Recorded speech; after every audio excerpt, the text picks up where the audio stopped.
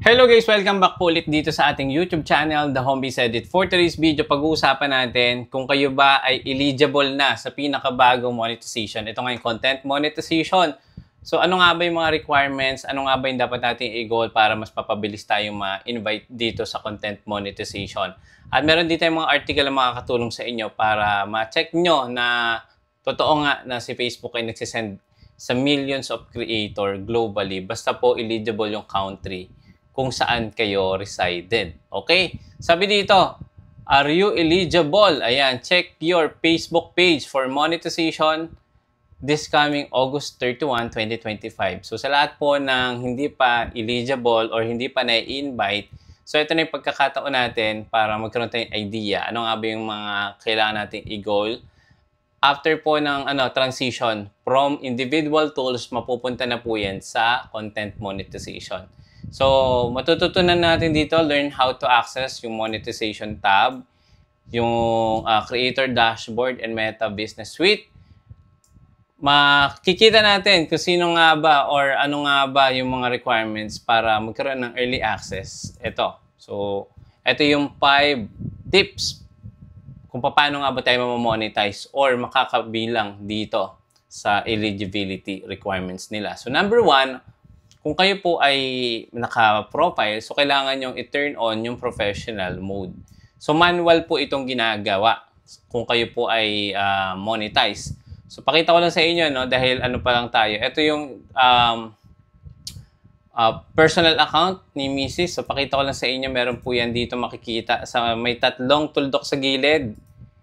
Ayan, check nyo dito. Ayan, no, meron siya ditong professional mode. Ayan, pakita ko lang sa inyo example. Ito, naka-turn on na to. Ayan. Ayan, naka-turn on na po yan. So, meron niyang option dito sa may professional personal account nyo na turn on professional mode. At kapag turn on nyo na yan, makikita nyo naman dito yung professional dashboard.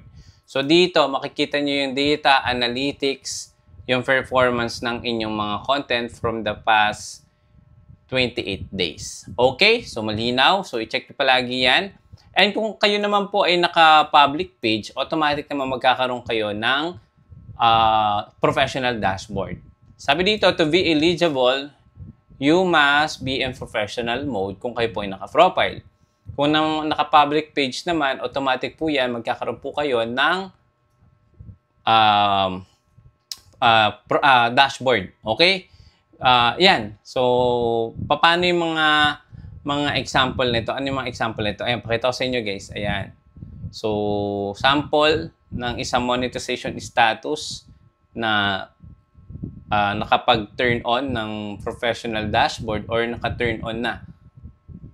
Ayan yung makikita nyo. Okay? So dito pa, may pakita lang sa inyo guys ditong article. Ito yung monetize more content with Facebook new streamline program. So, ganito naman yung pinakabagong setup kapag po kayo ay na-monetize na sa content monetization. So, ayan. Yan yung itsura ng content monetization. So, makikita nyo yung video, reels, and text. So, kung kayo ay eligible na, pwede nyo i-set up yun. Okay? So, number 2, kailangan natin makita or gamitin yung monetize tab. On desktop, go to Meta Business Suite, monetization, content monetization. On mobile naman, pwede rin naman kayo guys mag-access via professional dashboard. So, get started to express interest or accept an invite kung kayo po ay meron ng available. So, ganito naman yung isang example niyan. Kung kayo po ay naka-profile, no? Ito, profile. Click nyo yung monetization, sabi ni Facebook, and then, meron kayo dito makikita na eligible or not yet eligible. Kung kayo po ay available or meron ng available, ang nakalagay dyan, set up. So, dito, pwede nyo i-set up or pwede nyo ma-view sa Facebook mobile app. Itong gamit kasi natin for tutorial is desktop. So, pwede nyo i-open gamit yung inyong mobile devices or application. Okay? So, dyan nyo po palagi i-check yan sa inyong mga tools. So, ang mga individual tools natin dito, yung ads on Reels, in-stream ads, and then yung performance bonus. Pero ngayon guys, pinag-isa na. Ito na lang yung makikita nyo, stars and subscription. partnership ads, tapos yung creator storefront, yung pinakabago.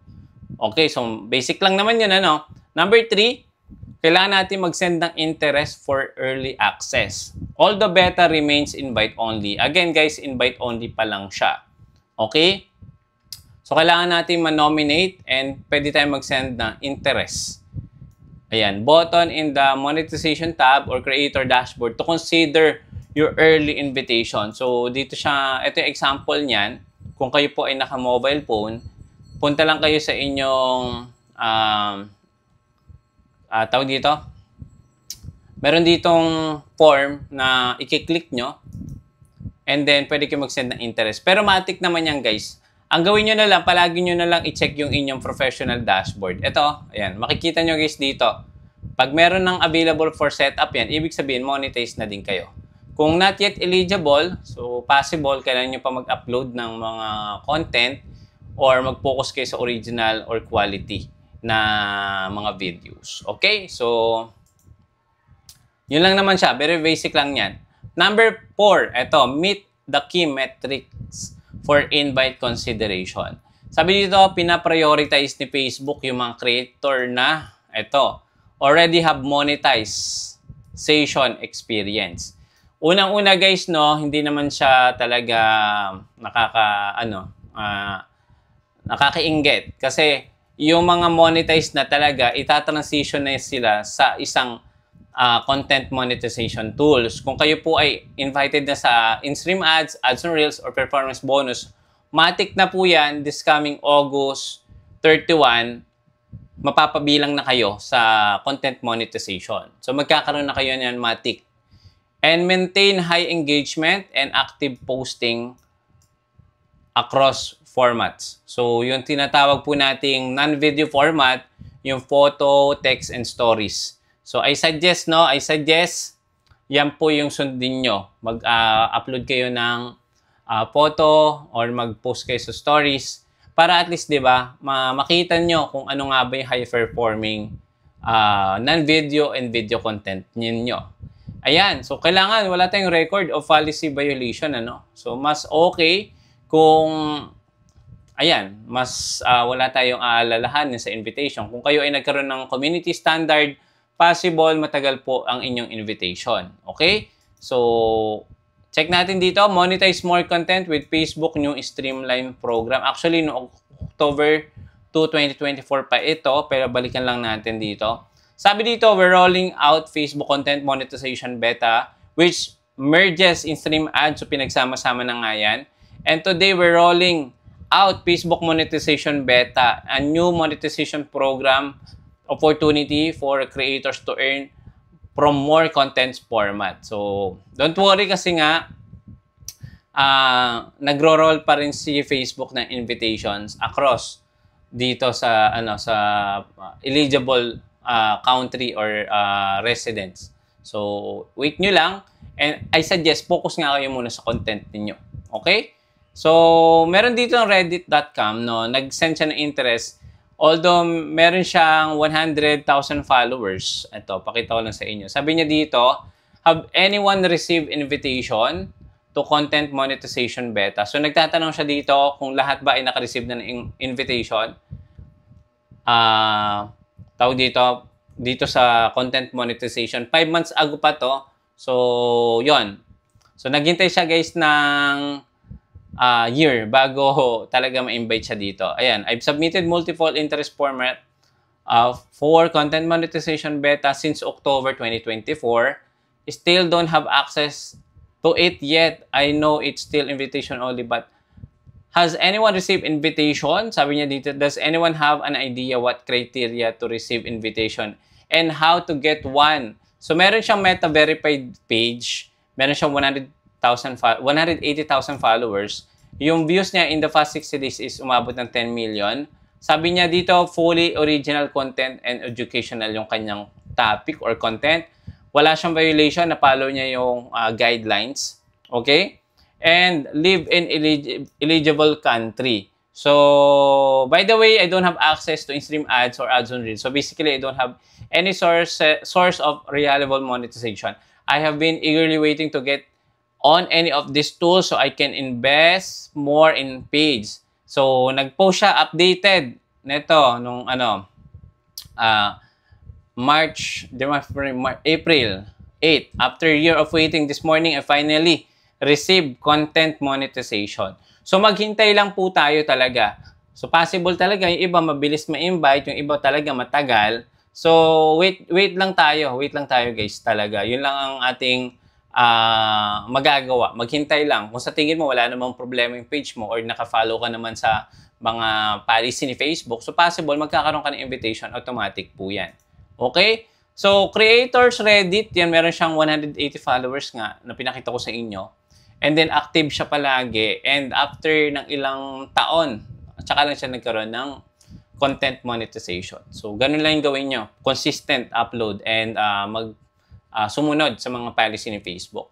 Monitor your dashboard for update. So, palagi po i-check yung inyong professional dashboard. Makikita nyo dyan kung kayo ay eligible. Kung meron kayong restrictions, violation. Magiging red po yan kung kayo ay may violation. Magiging yellow yan kung limited originality yung inyong violation. Or meron din yung mga magno-notify sa inyong page kung kayo ay may community community guidelines violation. Or pwede nyo lang i-check guys kung kayo ay naka-profile or page. Palagi ang inyong page status or profile status. So basic lang naman yan. Punta kayo sa profile nyo. Click nyo yan. Then click nyo yung tatlong bilog na yan. Then profile status. I-check nyo palagi yan dyan. So dapat hindi siya kulay red or yellow. Ayan yung status ng ating Maria Lovely. Ayan. So, wala siyang violation. Kulay green. And then, no restrictions. Ayan. So, dyan yung makikita. Dyan nyo din pwedeng i-appeal kapag mayroon kayong violation na na-receive. Okay? So, paano natin ma-express ang ating interest dito? So, number 1, Meta Business Suite. Bisitahin nyo or professional dashboard via mobile. So, navigate monetization, content monetization. Katulad nga nung pinakita ko sa inyo dito kanina, yung kay Maria Lovely. Ayan. So, professional dashboard. Punta lang kayo dyan. Then, click nyo dito yung monetization sa may gilid. Zoom in lang natin. Ayan. Click nyo yung monetization. Kapag click nyo yan, andyan nyo po makikita yung mga tools ninyo. Kasama na dyan yung individual tools before. Ayan. And then, yung pinakabagong content monetization na hindi pa siya eligible. Okay. So, dyan yung makikita yon. And get started and send express interest. So, yun. Nasa waitlisting na po kayo kapag po kayo is nakapagpasa. And of course, number 4, keep posting consistent and policy compliant po dapat tayo. Wala dapat tayong malabag muna. Linisin muna natin yung mga content natin. Kung meron tayong mga na-upload na mga hindi kaaya-aya or labag, possible yan, i-delete na natin as soon as possible. Alright? So, ito yung bonus insight no, para po sa atin. I submitted multiple interest list October. So, October, so ilang buwan talaga bago niya hinintay. So, this highlight how patient prior monetization and active content creation increase your odds, di ba? So, totoo po yun. Huwag tayong mainip. Instead, mag-focus tayo sa pag-create or pag-build ng brand or ng page or profile natin. So, gano'n lang kaigi ang gawin natin para hindi tayo mainip, mawala ng pag-asa or ma-demotivate kung hindi pa rin tayo invited, guys. Huwag tayong mainip. As long na compliant po tayo sa mga policy or community guidelines policy ni Facebook. Okay. What you should do today. Ayan, switch to professional mode. Ayan, profile. Kung naka-page naman kayo, dapat naka-public. Head to monetization and get started. Ayan, i-check nyo na po ang inyong mga professional dashboard. Click monetization. Click nyo po yung content monetization and send interest right away. Ayan, follow metrics or meta metrics to stay active and policy friendly dapat tayo. Monitor dashboard. Notification daily kasi dyan din po makikita kung kayo ay invited na. So, baka mabigla kayo na kayo na pala ay invited. So, hindi nyo alam yung gagawin nyo. So, before nyo i-set up, panoorin nyo muna yung mga video natin before. Paano nga ba yung pag-set up ng tax information? Ano nga ba dapat yung gamitin natin bangko or ID? So, palaging tandaan, baka po sa pagmamadali nyo, magkamali po kayo sa pag-fill out. So, mag-ask muna kayo sa mga kakilala nyong content creator, kaibigan, kapamilya, kung ano nga ba yung mga dapat yung ilagay na input or details. Alright? So, maraming salamat. Kung bago ka pa lang dito sa ating YouTube channel, don't forget to subscribe. Click the bell icon para kapag meron tayong mga next upcoming upload, manonotify kayo kagad. See you again sa next video. Bye-bye!